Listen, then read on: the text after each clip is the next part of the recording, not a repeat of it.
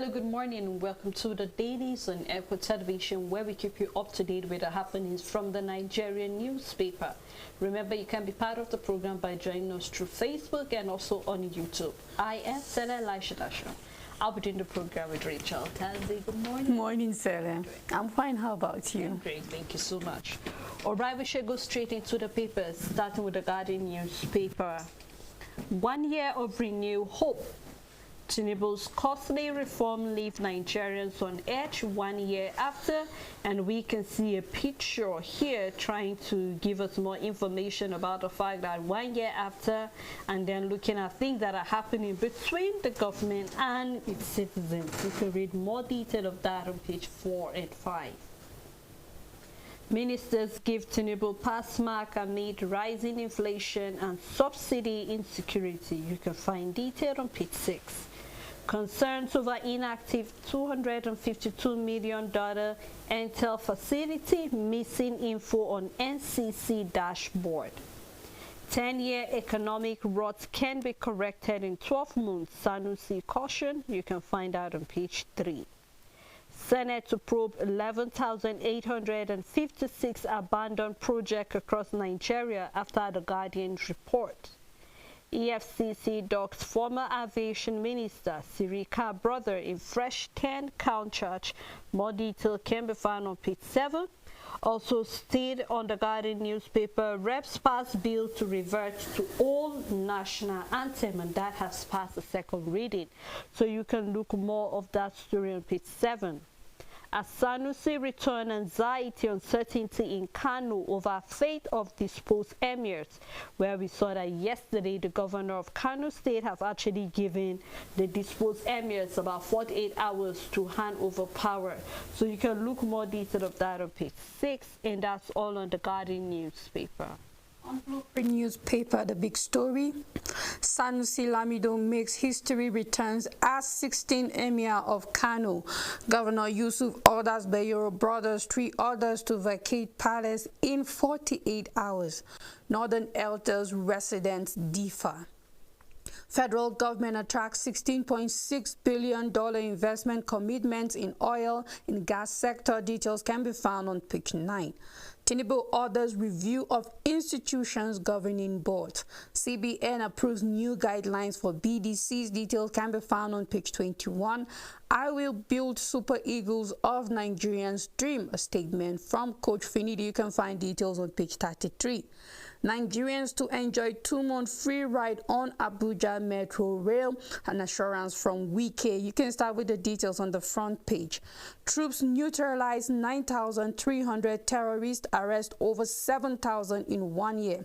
Ajakuta still to produce military hardware, says Audu. You can start with the details on the front page and continue on page 8. Have First Bank's first advanced rescue distressed customer. You can find details on page 22. UBA leads as banks generate 425 billion naira from e-transactions in 2023. Federal government alerts public of poisonous meat in Kwara Cattle Market. Details can be found on page 13. The last story on the paper: Tinubu seeks reintroduction of old national anthem. Details can be found on page 7. And that's all the news on Blueprint newspaper. On the Nation newspaper, Muhammadu Sanusi reinstated as Kano Emir, and we have NAS, NAUS, NAPTEC orders till hail the student loan. You can find more detail of that in the paper. Our ministerial stewardship by Badaru, Wike, Alake, and others. You can find more detail where we're seeing people that are going through the first year scorecard of the ministers. Alleged 5.8 billion naira fraud court fixed June 28 for Sirika's brother trial. More detail found on page 6. We have other stories on the front page of the paper. You can do well to get the Nation and read more detail of any of the story that is of interest to you. On Vanguard newspaper, Class Elegance Fund as Vanguard Personality of the Year award holds today. You can find details on page 5. The big story on the paper at Vanguard: Economic Discourse, Government Private Sector Clash over Reform Policies. The writer saying positive changes from economic reforms on the way. statement from Vice President Shettima. Other factors driving inflation from CBN: biggest driver of inflation is forex reform. This is a statement from NACCIMA boss. Tight monetary policy without reserves is futile, coming from Teriba. Federal government reforms increasing poverty level. A statement from NLC president: corruption not bureau the change driving high exchange rate. This is a statement from Guadabe. Price reforms without institutional reform will yield no result. This is Rwanda saying that. You can see more details on page 10 and also a picture story at the Vanguard Economic Discourse. Still on Vanguard newspaper, Kano Emirate, Sanusi returns as Emir 1,545 days after dethronement. Details can be found on page 4. Oil production hits 1.7 million barrels per day. And information from Lopobiri, you can find details on page 9. Police now used to intimidate and gag media. A statement from Action Aid. Details can be found on page 6. There's a column by Owele Kemfa on page 17 and that of sports on page 63. WAFUB Under 17 Championship, Eaglets cruise into semi-final, face baby elephants. And that's all the news on Vanguard newspaper. On First News newspaper, Atiku vows unstoppable pursuit of presidency, says I won't quit until I succeed. Also, we're seeing on the 19.4 billion naira fraud trial called Grand Ex-Aviation Minister Hadi Sirika bill. Tinubu orders overhaul of tertiary institution board amid diversity concern. Wiki Lon Tinubu says he's restored hope in minds of Nigerians. And we have legislative rush. Nigerians lawmakers propel bill for all national anthem reinstatements. Tinubu, 7 other African leaders attend Debbie's inauguration as Chad's president. The big story, historical reversal. Sanusi II returns as Emir of Kano. I restore him to fulfill my commitment to the people, explained Governor Yusuf. Reps to engage labor to prevent strike over minimum wage. And we have downside here from the entertainment. Banky W successfully undergoes 4th cancer surgery.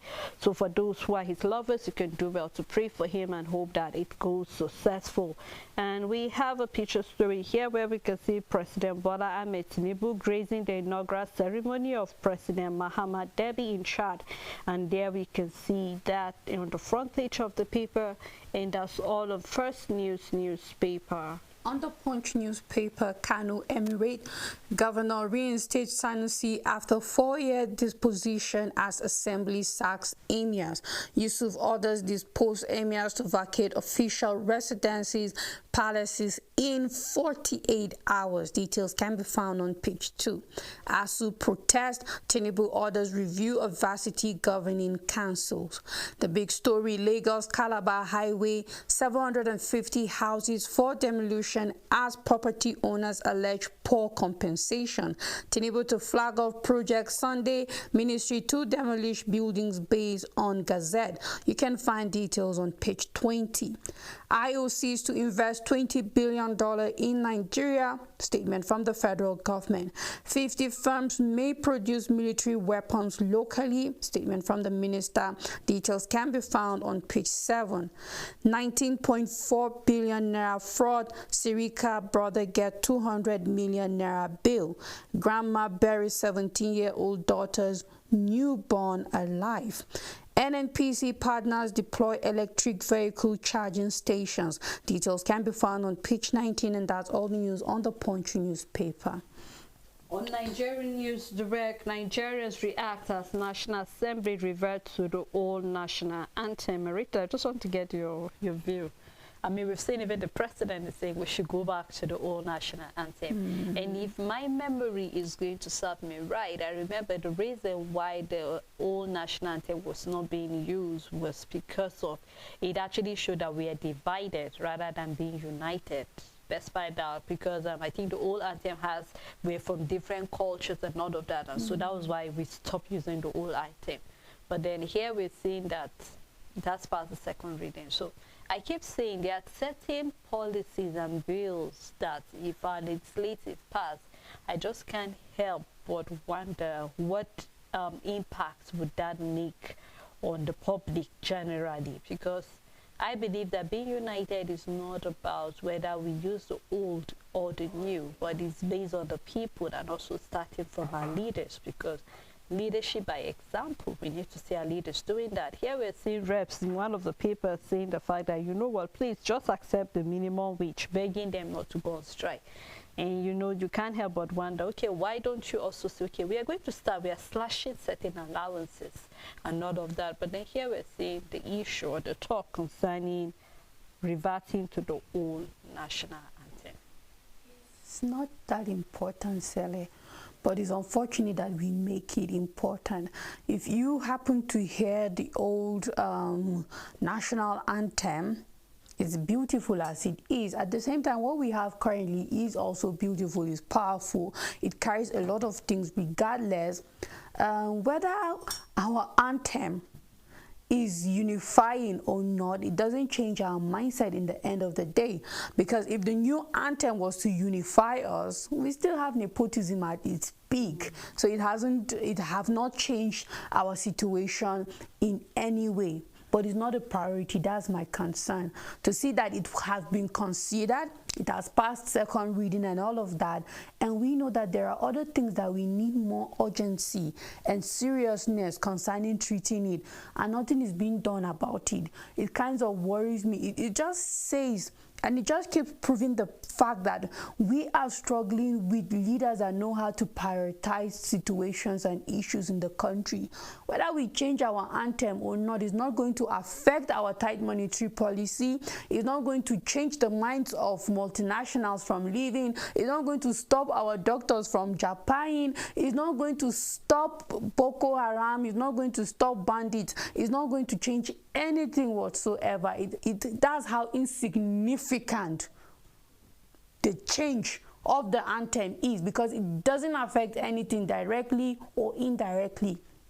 For that reason, it shouldn't even be a thing in the first place. Can we just move on to more important things? And this shouldn't even be a thing that we have our lawmakers sitting down and passing bills left, right, center. We have more pressing issue. But I mean, if they decide to make this one a pressing issue, we just have to wait, because we are in the mercy of our lawmakers and all of that. So it's what they tag as important. We have no option but to just follow them. It's unfortunate, Sele, but I mean, I like the current anthem. It's perfect in my opinion, and then there's nothing wrong with it whatsoever. Taking it back to the old one is just an absolute waste of time, and we have more other things to face. So but they are on with it, so whether they change it back to the old one or not, we move. I just want to see dollar below 1,000 naira. That's all that matters to me at the end of the day. I think you're sharing the same view with Nigerians, their reaction, because I can't help but recite the anthem, the present one, on my head, and it's so powerful. It is. And I remember there was a time I was asking how many of our leaders truly, Rachel, without a beat, truly can recite the national anthem. I don't think how many of them? If they know how to recite it, how about pondering on the wordings of the anthem? Well, let's just wait and see. It has passed the second, so eventually we might go back to the old one. Still on Nigerian News Direct, alleged 19.4 billion fraud. We have caught Grand former Aviation Minister Hadi Sirika bail. Federal government to review governing board's appointment over lack of federal character. You can find that on page 15. Palace evacuation dethroned Kanu emirs in limo. Get 48-hour deadline as Governor Yusuf restates Sanusi. And the bold story on the paper, despite Total Energy snub, oil minister anticipate over $160 billion investment into Nigeria. Also, we are seeing body judge absolve Tinubu of Nigeria's economy woes, blame the 1999 constitution. We have two picture story on the front page of the paper. You can do well to get the paper in more detail of any of the story that is of interest to you. On Nigerian Tribune, Kano awaits Emir Sanusi as government disposes Bayero and others. 4 former emirs given 48 hours to hand over instruments of office. Why we reinstated Sanusi. This is coming from Governor Yusuf. I did my best for Kano, statement from Ganduje. You can find details on page 4. Reps pass bill to revert to old national anthem. Bill kills second reading at Senate. North Central APC stakeholders insist on Ganduje's removal. Protests rock National Secretariat. I will contest presidency as long as my health permits. And this is coming from Atiku. Details can be found on page 2. Tribunal to deliver judgment in Ododo Ajaka governorship election dispute on Monday. Binance executive slumps in court during trial. Details can be found on page 3. Tinubu directs tertiary institutions governing council boards review. On assets declaration, CCB set to probe 3 former governors, 9 ex-ministers. Assets likely to be forfeited. Details can be found on page 3. Senate revisits Jonathan's report, probe 11,886 abandoned projects, raises 7-man panel, National Library, Lagos, Badagry Road, Abuja housing projects, Calabar power plant, others on lease, says Ajaokuta Steel alone gulped over $10 billion. Reps move to avoid nationwide strike over new national minimum wage crisis, set to meet organized labor ahead of 2-week ultimatum. Details can be found on page 2, and that's all the news on Nigerian Tribune. All right, let's take a look at the New Telegraph newspaper. Coming from the CBN Governor Cardoso, CBN focus on boosting diaspora remittance. More detail found in the paper. And on the NPR hike, man lament worsening economic outlook. Tinubu orders thorough review of tertiary institution governing board. Reps pass bill to revert to the old national anthem as Senate backs Tinubu's proposal.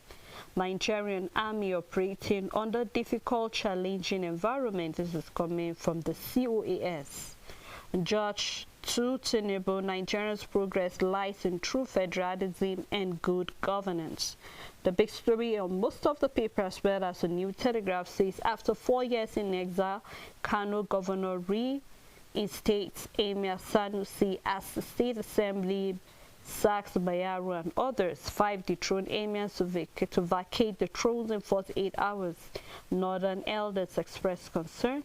Also, still a New Telegraph, constituents move to recall senators cite poor representation incompetence.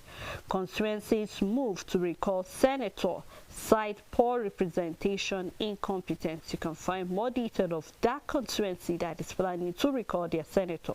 And just like I said, Rachel, yesterday, I'm looking forward to seeing not just our ministers, but we're also evaluating both the senators, both our representatives, both even our governors. We are looking at everybody's performance for the past 1 year, even though we said it might look like too early because certain policies may need time for us to know. But I'm hoping that, let us see, we're already seeing a constituency saying, you know what, this senator, since you got there, we've not seen anything. So please, you need to come back. We'll have re-election to repeat. Yes. So maybe Nigerians are beginning to wake up to their true power, true followers. You know what, we're tired of following people that do not know rules. You know, there's a say, they say follow who know rules. And I think that is what is happening here. So we'll just keep our fingers crossed on that. Still a New Telegraph here, we have G60 reps accused Damakom of plotting with APC to sack Fubara. You can find more in the paper. And on Ondo Guba, 17 out of 18 parties submitted candidates coming from INEC. Tinubu will revamp tax system without overburdening citizens, Shetima tells CITIN. Poverty, hunger, driving crimes as low as 500 naira in Nigeria. This is coming from Sultan. Says Nigerians living in difficult times, raises concern over hoarding of wealth and property. Religious leaders tolerating corrupt practices coming from EFCC, says the desperation to escape poverty driving cyber crimes. More detail found on page 2 and 3. Senate probes 11,866 federal government abandoned projects across Nigeria. Wants government to convert shell airstrip efforts to efforts based. You can find more detail of that on page 4 and 28. We have a study that says antidepressants could spark sexual dysfunction. You can find more detail for those who are often taking antidepressants. You can see that one of the side effects is there, so you can read more side effects on page 6 concerning that, and that's all the New Telegraph newspaper. On Daily Independent, federal government lists oil sector achievements, targets $20 billion investment this year. Says it has made Nigeria a big draw for global investors. Tinubu laying solid foundation to reduce cost of living. Reps passed bill to revert to old national anthem. Senate refers 1960 anthem to committee. Tinubu orders review of governing councils of tertiary institutions after protest. SAC staff engaged in $600,000 ticket racketeering. This is coming from Turkish Airlines. Details can be found on page 7. Alleged 19.4 billion naira fraud. Ex-aviation minister Sirika and his brother Arine get 100 million naira bail each. I won't stop contesting for presidency as long as I'm healthy. Tinubu should tell Nigerians true position of things, says Bode George. Details can be found on page 6. We are committed to efficiency in tax collection, not increasing burdens of Nigerians. An assurance from Vice President Shetima. Details can be found on page 6. PDP reps accused Damogun of plot to reinstate pro-Wike lawmakers in Rivers into party. Still on Daily Independent, the post Sanusi returns to the throne as Emir of Kano. House of Reps orders military to open Banex Plaza. Details can be found on page 7, and that's all the news on Daily Independent. Right, let's take a look at the leadership newspaper. Federal government hold Lagos-Calabar Coastal Road Project realignment. Detail found on page 23. Senate investigated 11,866 abandoned projects, and I think we saw that on the paper. Was it yesterday, Richard, or so? I think one of the Guardian paper, one of the states, showed us some of those abandoned projects that have been on ground, and then it has been abandoned. And I was saying that this is money lying down, and the government needs to do something.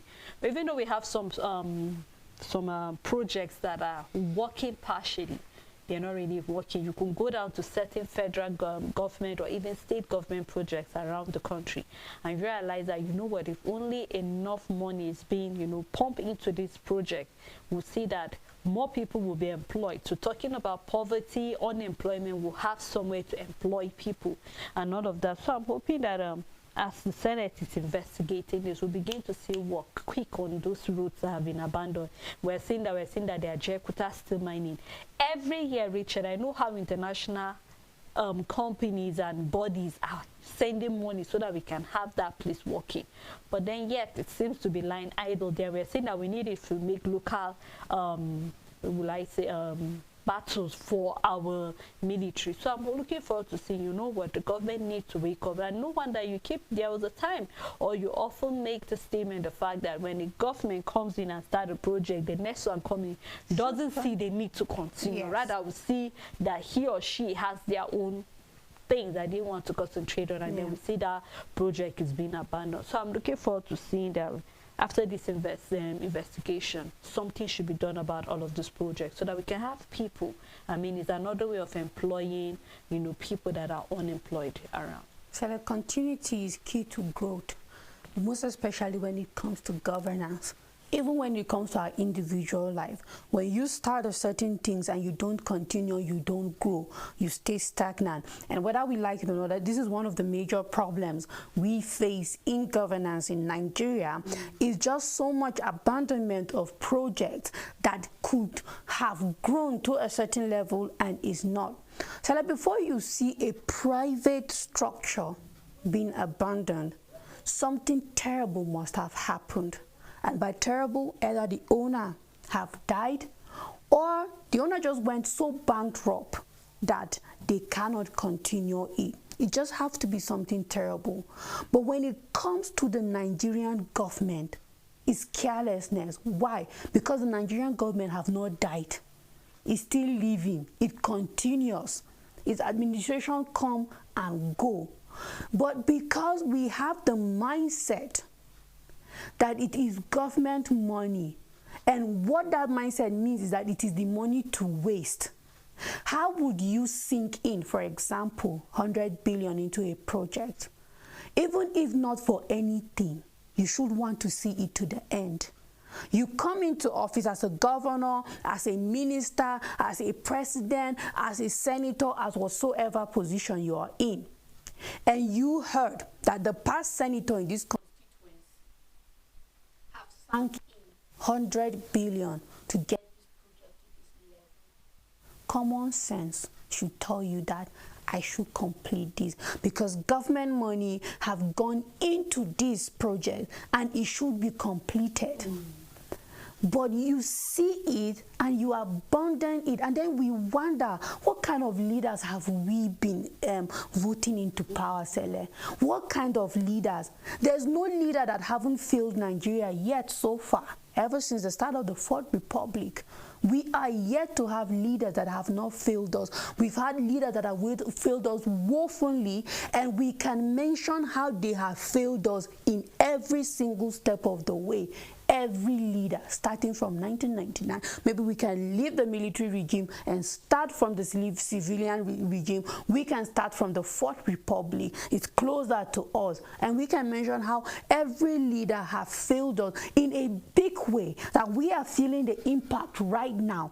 And if certain mistakes were not being made, we would have been much more ahead of where we are right now. So how would you come to an office and see that this much billions have been spent to take a certain project to another level, and then you sit down and you feel that this project is no longer worth the money? That's wickedness, Sele. It's nothing more, but that is the word for it. There's no better way to put it than you just being a wicked person. No matter your ambition, no matter what your own agenda is that you want for the people, that project is deserving of completion because money have already gone into it. Even if not for anything, but for the fact that government money have been sunk into it, it should be completed. So I just hope that we are beginning to have leaders that believe in continuity. But as long as they don't see continuity as important, we are not going to grow. We will keep having projects and things coming and going with an administration. And anything that cannot benefit people for 10, 20, 30, 50 years has failed, is not successful, because Nigeria remains. So it means your policies need to stay, the structures need to stay, the project needs to stay, everything needs to stay, because it's not just meant for people to enjoy it in 4 years or 8 years. It's meant to stand the test of time. And if your project doesn't stand the test of time, then it is a failed project automatically, because we don't just have a lifespan of 4 years. We have 30, 40 more years to go. So I should be able to feel the impact of what the Tinubu's administration have done 20 years from now, 50 years from now, and all of that. That is how it's supposed to be. But then we are not seeing that when it comes to our leader. So I just hope that there is a wake up in continuity, and then conscience. Your conscience should make you know that, you know what, this project shouldn't be abandoned whatsoever. Yeah, no wonder we're having people, constructors, and all of those people that have been giving, all this construction. And then going out with our money. I remember when the EFCC new chairman came on board, and he was talking about our money being siphoned by certain people who were giving certain projects, and then they were unable to carry it out. So our fingers are crossed on that. Still on Friday Leadership newspaper, Nigerian targets $20 billion oil, gas, and investment. This is coming from Lukobiri data found on page 21. 4 years after, Sanusi II returns as Emir of Kano. Leadership deepens exclusive with drama of last hour to reinstallment, where we have crowned June 9, 2014, dethroned March 9, 2020, reinstated May 23, 2024. Governor Yusuf gives 5 dethroned emirs 48 hours to hand over.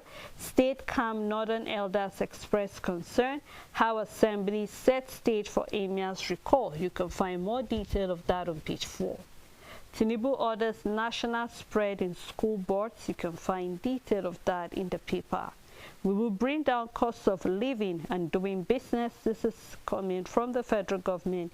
You can find out on page 6. And that's all on Friday Leadership. But before we continue with other paper review, we would love to take a break. I mean, quite a lot. What do you feel about the reinstatement of Emir, the Sanusi, as the second? I mean, after being out of power for over 4 years, and he has been reinstated. I would love to hear your own feedback, as well as your own assessment of the 1 year of our ministers, our senators, our House of Reps, and every other person who have been in power from last year till now. What is the progress so far? Even in your own constituency, we would love to hear that too. So do well to drop that on our Facebook handle. We will be right back after this timeout.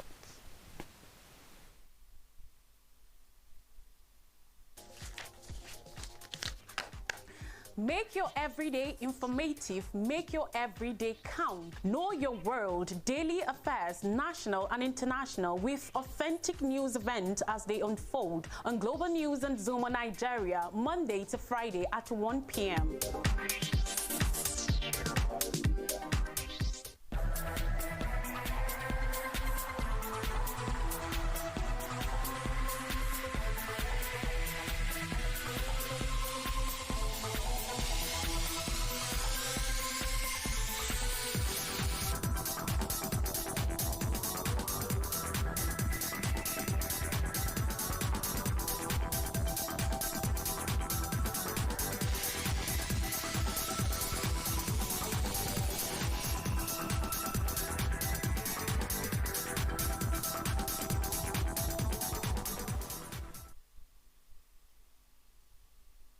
Still the dailies, we have been looking at a number of stories, and we would love to hear your own feedback. So remember, you can drop that comment on our Facebook handle.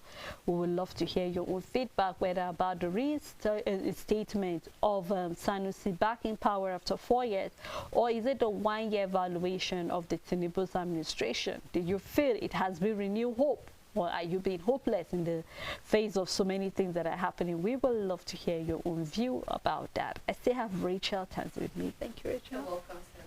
All right, let's take a look at the Matrix newspaper. On the Matrix newspaper, the African Development Bank is investing $1.44 billion to support infrastructure development in Nigeria. On the English Premier League, we have Maresca McKenna Frank top list of Chelsea managerial shortlist. Details can be found on page 16. On tax, Shetima talks tough, says federal government committed to increasing collection efficiency. Senators set up committee to probe 11,856 abandoned projects by federal government. Misplaced priorities, Nigerians vent as reps pass bill to revert to old anthem, Nigeria We Hail Thee. Details can be found on page 3. The big story on the Matrix, Kano's Games of Thrones, Yusuf floors Ganduje. How Sanusi was returned as Emir of Kano, Emir Ado Bayero, 4 others issued 48 hours ultimatum to vacate their palaces. Governor Yusuf says Kano state is now under one emirate. Tinubu's 7 other African leaders attend Debbie's inauguration as Chad's president. 19.4 billion naira fraud Sirika brother prohibited from leaving Nigeria without authorization. Federal government expects $10 billion in deep offshore investment in few weeks. You can find details on page 11. And then there's a picture story highlights President Bola Ahmed Tinubu attended the inauguration of President Mahamat Deby of Chad at the Palace of Arts and Culture in the capital. And then the story on page 14, Banky W survives cancer in 4th surgery. And that's all the news on the Matrix newspaper. On Dailies, the newspaper, WAEC seek federal government and governors IGP's help to conduct exam in the southeast. Worried over IPOP threat to stop exams with sit at home on May 30th. And we saw where IPOP is saying that it is, I think it is a Biafra Day, May 30th. And then we're saying this is just a day after the celebration of 1 year of the Tinubu's administration into power. And we saw where they were saying that they need WAEC to hold the exam in the southeast because they need to celebrate that day. And here we are seeing that WAEC are seeking the help from the government, talking about the federal government, governors and IGP, so they can conduct this exam. And I wonder, I mean, why do we have to, even though I know the sit at home, the law for them has been there for a while concerning that, but I mean, 30th is, I think it's, was it on, is it on Thursday or a Friday? So I'm wondering why that. But let's just see what the governors will do concerning that, because they really need to come in. The students in that state need to write their exams regardless of what it is. So let us see what the body language will be coming from the federal government regarding that. I mean, IPOP knows. I want to believe that they went to school also. They know that it's impossible for WAEC to postpone exams. It's West Africa. They need to understand it's not Nigeria. So there can be an exception for a state. Is West Africa, and on the 30th, the whole of West Africa is writing this and that subject. So if they are saying they should postpone, if WAEC is going to say, okay, we will not write exams in your state that very day, then it means those students have automatically failed that subject. There's nothing WAEC can do about it for one state, two, or wherever IPOP is observing their sit at home. They know that WAEC can't shift their ground. It's the entire West Africa. It's been conducted in a way to stop malpractice. You can't say, okay, because of IPOP, we will give the students in Enugu the 31st to write their exams. It's not going to happen for whatsoever reason. So I believe IPOP is directly saying, well, the students in our state are going to fail this particular subject that is going to happen on the 30th, because WAEC cannot do the opposite just because of a few states in Nigeria when it's an entire West African exams. Well, let's see how that turns out to be. Siron Dailies newspaper, Kano Ago as disposed, Sanusi returns as emir. Governor Yusuf reinstates former CBN governor, signs into law bill abolishing 4 newly created emirate councils. Northern elders express worry over tension and caution politicians. More detail found on page 6. Asset declaration, CCB goes after 3 ex-governors, 9 former ministers. Assets to be forfeited, confiscated. More detail found on page 29. Tinubu directs comprehensive review of governing board of tertiary institution. Police abduct another journalist in Abuja. He's with us. This is coming from Enugu Command. You can find more detail on page 29. Eboyi farmer writes Tinubu lament food insecurity, demands subsidy to farmers. More detail found on page 7. National Assembly moves to return the old national anthem. Reps pass the bill to reintroduce it. Skills second reading in Senate. Federal lawmakers say current anthem forced on Nigerians by military. More detail found on page 26. Let's maintain zoning arrangement of political offices, Abdul Salami advises. More detail found on page 6, and I hope that the parties will actually consider that.